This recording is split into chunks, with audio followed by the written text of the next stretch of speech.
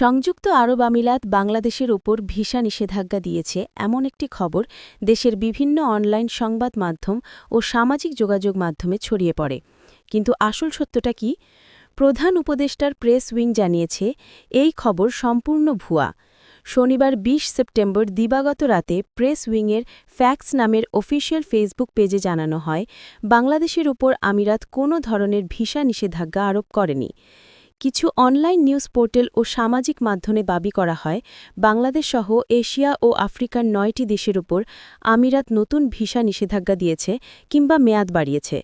Press wing জানায়, এসব প্রতিবেদন আসলে এসেছে একটি বেসরকারি ভিসা প্রক্রিয়াকরণ ওয়েবসাইট UAE ভিসা অনলাইনের নিবন্ধ থেকে। সেখানে বলা হয়, অভিবাসন সংক্রান্ত সার্কুলারে বাংলাদেশসহ ৯টি দেশে ভিসা নিষেধাজ্ঞা রয়েছে। কিন্তু এই দাবিটি যাচাই করে দেখা গেছে পুরোটাই গুজব। সংযুক্ত আরব আমিরাতে নিযুক্ত বাংলাদেশের রাষ্ট্রদূত তারেক আহমেদ স্পষ্টভাবে বলেছেন, আমিরাত কর্তৃপক্ষের কাছ থেকে এ ধরনের কোনো বিজ্ঞপ্তি পাওয়া যায়নি। তার ভাষায়, এটা ভিসা সেন্টারের নিজেদের বিদ্বেষপূর্ণ অপচেষ্টা হতে পারে।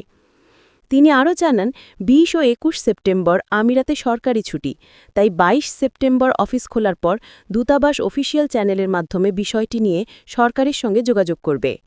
প্রেস উইং বলেছে, ভিসা নিষেধাজ্ঞার বিষয়টি পুরোপুরি গুজব।